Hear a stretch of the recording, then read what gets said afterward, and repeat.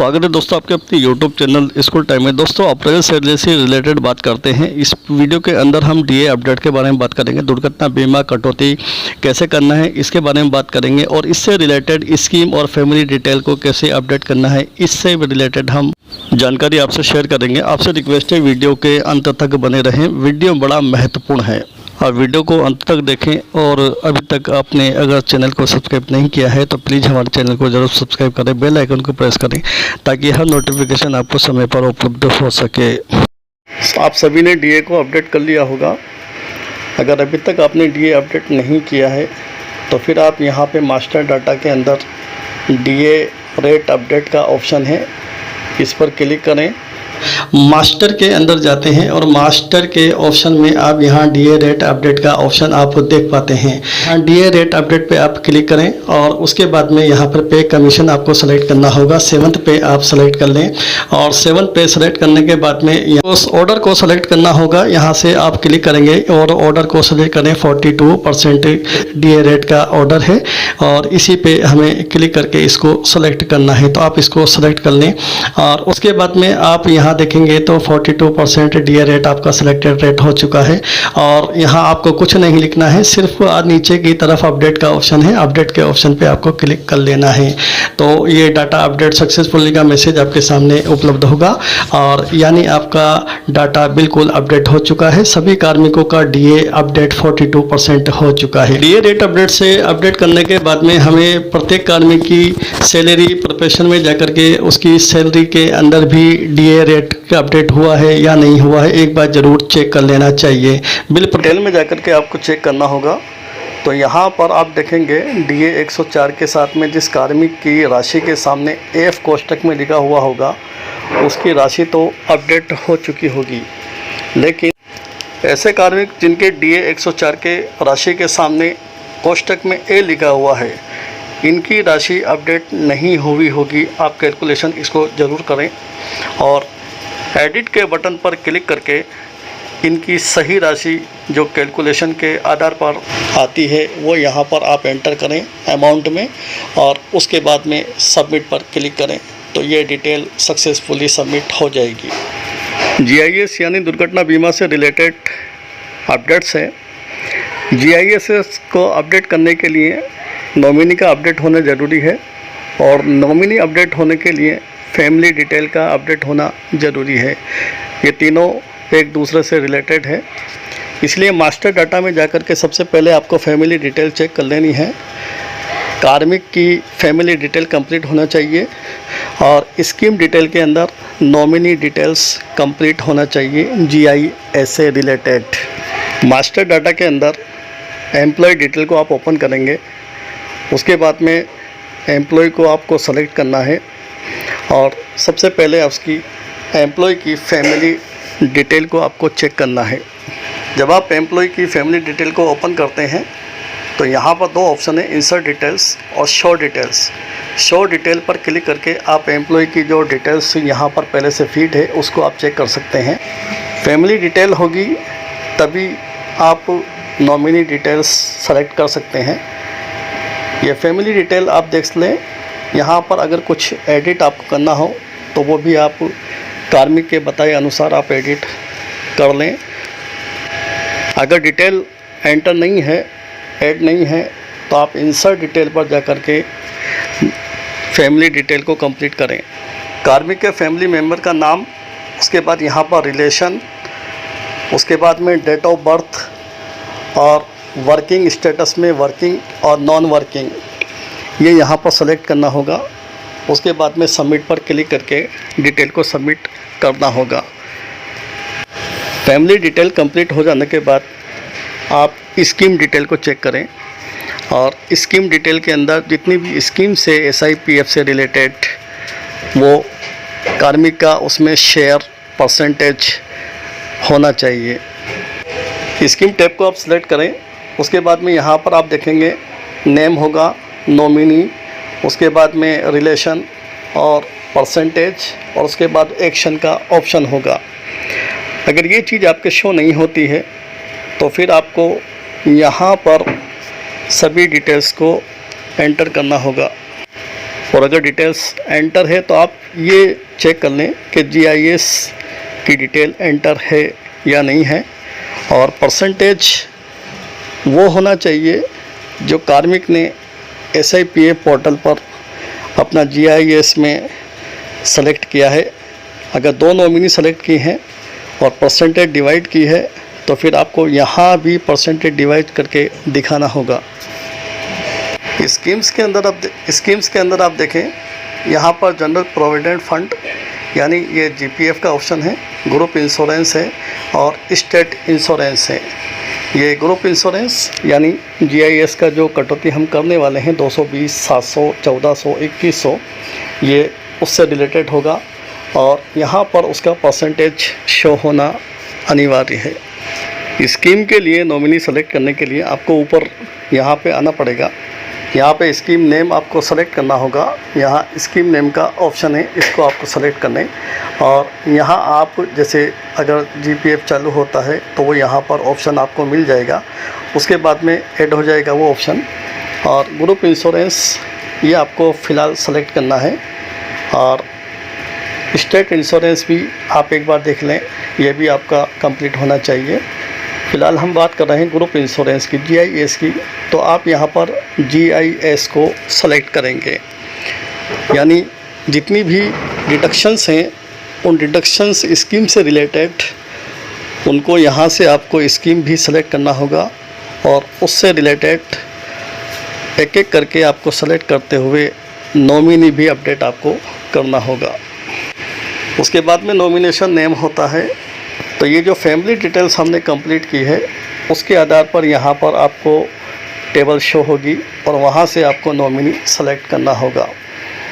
उसके बाद में रिलेशन और यहाँ पर परसेंटेज शेयर, यहाँ 100% अगर डिवाइड करना है तो वो डिवाइड भी यहाँ पर किया जा सकता। डिटेल आप सबमिट कर देंगे तो फिर आपको यहाँ पर नीचे की तरफ वो डिटेल्स नॉमिनी सहित और परसेंटेज सहित आपकी शो हो जाएगी।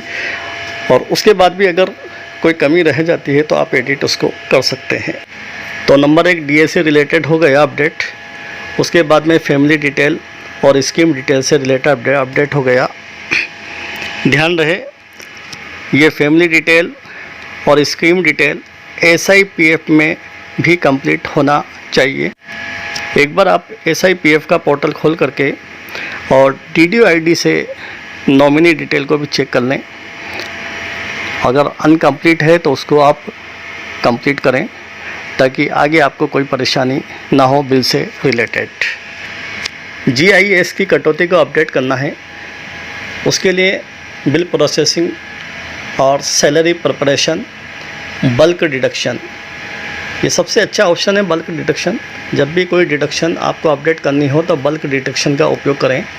जितने भी डिडक्शन हैं वो बल्क डिडक्शन के माध्यम से ही अपडेट करना आसान होता है, एक साथ सभी के अपडेट्स हो जाते हैं। यहाँ हमें GIS को अपडेट करना है तो यहाँ पर बिल नेम आपको सेलेक्ट करना है। जिस बिल का आप करना चाहते हैं उस बिल के ग्रुप को आप सेलेक्ट कर लें और उसके बाद में आपको यहाँ पर डिडक्शन सेलेक्ट करना है। सेलेक्ट डिडक्शन के ऑप्शन पे आप क्लिक करेंगे तो यहाँ पर आप GIS 211 को आप सेलेक्ट करें। GIS 211 को सेलेक्ट करने के बाद में आपको यहाँ पर टाइप में फॉर्मूला अमाउंट स्लैब दिया हुआ है, यहाँ आप अमाउंट को सेलेक्ट करें और यहाँ पे अमाउंट की राशि आप एंटर कर दें।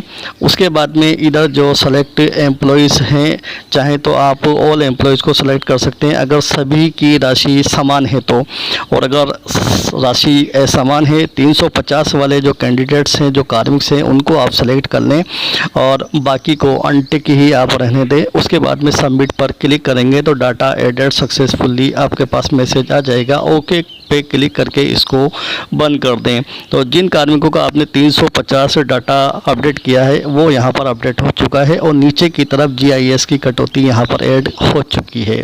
इसी तरीके से अगर अमाउंट चेंज करना है तो आप अमाउंट चेंज कर सकते हैं और जो अमाउंट जिन कार्मिकों से रिलेटेड है उसी कार्मिकों को आप सेलेक्ट कर लें। तो ग्रुप आप सेलेक्ट करें, उसके बाद GIS को सेलेक्ट करें, उसके बाद में टाइप के अंदर अमाउंट को आप सेलेक्ट करें और अमाउंट की राशि जैसे 11,1050 मैंने लिखा है, और जिन कार्मिकों का हमें 1,050 सेलेक्ट करना है उन कार्मिकों को ही हम टिक करें, बाकी को जो ऑलरेडी पहले से टिक हैं उनको अनटिक करें। उसके बाद में ही आप जिन कार्मिकों को आपको 1,050 करना है या इससे ज़्यादा आपको करना है तो उनको आप टिक करें। उसके बाद में सबमिट पर क्लिक करें तो ये डाटा एडेड सक्सेसफुली हो जाएगा। इसी तरीके से आप सभी ग्रुप्स का और सभी राशि, अगर राशि अलग अलग है तो उसी प्रकार से आप ही एम्प्लॉयज़ को सेलेक्ट करते चले जाएं और ऐड करते चले जाएं। ऐड करने के बाद में एम्प्लॉय पे डिटेल को ज़रूर देख लें। हम एम्प्लॉय पे डिटेल के माध्यम से भी जीआईएस की कटौती कर सकते हैं।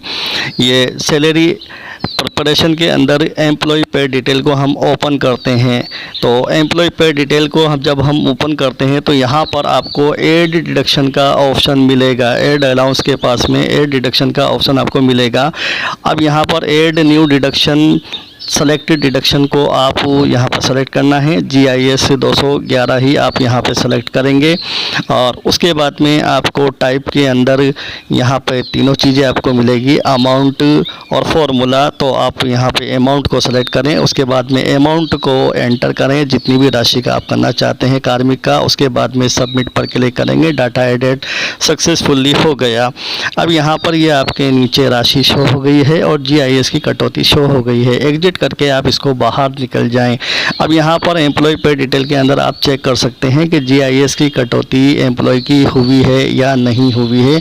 तो यहाँ पर ये कटौती 350 की जो हमने अभी की है ये एंटर हो चुकी है।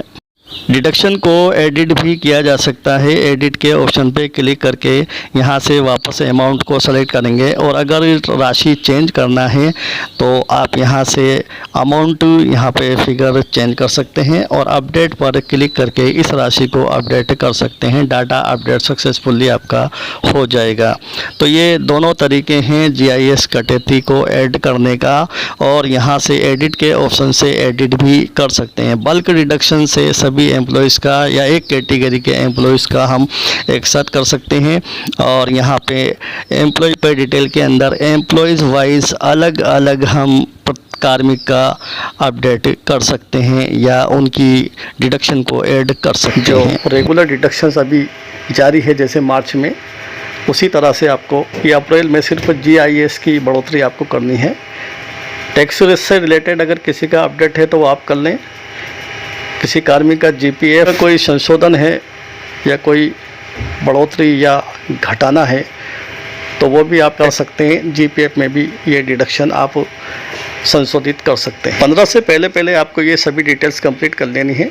उसके बाद सैलरी आपकी प्रोसेस में हो जाएगी, ऑटो प्रोसेस, और आपको सैलरी प्रिपरेशन में सैलरी कन्फर्मेशन का जो ऑप्शन है उस ऑप्शन में आपको आपकी सैलरी शो होगी और आप उसकी डिटेल्स चेक करेंगे, रिपोर्ट चेक करेंगे, और उसके बाद में आप डॉक्यूमेंट्स अपलोड करते हैं। अब अप्रैल माह के अंदर क्या क्या डॉक्यूमेंट्स आपको अपलोड करने हैं। सबसे पहले GA90 ये आपको पहले से ही तैयार करके रखना है। सभी कार्मिकों का उपस्थित अनुपस्थित प्रमाण पत्र, इसका अपलोड करना प्रत्येक माह के लिए अनिवार्य है। इसी के साथ ही इस माह के अंदर आपको जीआईएस कटौती से रिलेटेड आपको प्रमाण पत्र अटैच करना होगा। आप लेटर पैड पे भी ये लिख सकते हैं, सिर्फ प्रमाण पत्र देना है आपको जिसमें विषय जीआईएस दुर्घटना बीमा योजना कटौती के संबंध में मान्यवर प्रमाणित किया जाता है कि बिलांग के सभी कर्मचारियों के द्वारा सामूहिक दुर्घटना बीमा के आवेदन किए जा चुके हैं और डीडीओ द्वारा फाइल किए जा चुके हैं एवं निर्धारित कटौती की जा चुकी है।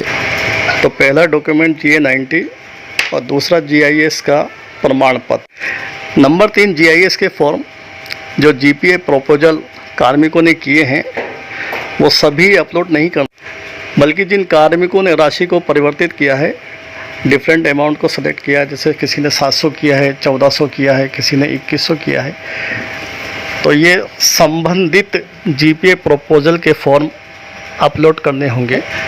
उस पर कार्मिक के सिग्नेचर भी होना चाहिए और डीडीओ द्वारा प्रमाणित भी होना चाहिए। इसके अलावा भी अगर किसी चीज़ की आवश्यकता है बिल से रिलेटेड, कोई नए कार्मिक है, कोई ट्रांसफ़र एम्प्लॉय है या किसी की आरओपी है तो उससे रिलेटेड भी डॉक्यूमेंट्स आप अपलोड करें। और कोई विभागीय आदेश अगर आगे मिलता है तो उससे रिलेटेड भी डॉक्यूमेंट्स अगर अपलोड करवाया जाता है तो वह भी आप अपलोड कर सकते हैं। अप्रैल माह से रिलेटेड ये कंप्लीट प्रोसेस हो गया, यानी आपको सबसे पहले डीए अपडेट देख लेना है।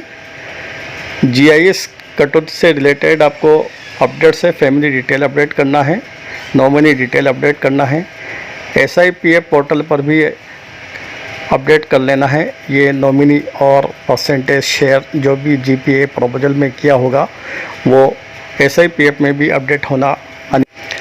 अगर ये चीज़ें अपडेट नहीं होगी तो जब आप शेड्यूल निकालेंगे, जब आप सैलरी रिपोर्ट निकालेंगे तो उसमें शेड्यूल के अंदर आप देखेंगे कि GPA की जो शेड्यूल होगी, GIS की जो शेड्यूल होगी दुर्घटना बीमा की, उसमें आपका नॉमिनी और फॉर्म का नॉमिनी मैच नहीं होगा और आपका बिल ऑब्जेक्शन में होगा, या फिर आपकी फैमिली डिटेल और स्कीम डिटेल कंप्लीट नहीं होगी तो आप शेड्यूल में राशि तो कट जाएगी लेकिन नॉमिनी का नाम नहीं होगा और इस वजह से भी SIPF के द्वारा उसको ऑब्जेक्शन में डाल दिया जाएगा, फिर आपका बिल लेट होगा, आपको परेशानी होगी।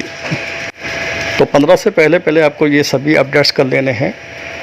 डॉक्यूमेंट्स से रिलेटेड मैं बता चुका हूँ, GA90, GIS का प्रमाण पत्र और GPA प्रपोजल। धन्यवाद। तो बने रहिए हमारे साथ, चैनल को लाइक कीजिए, सब्सक्राइब कीजिए और वीडियो को शेयर कीजिए, ज़्यादा से ज़्यादा शेयर कीजिए। धन्यवाद।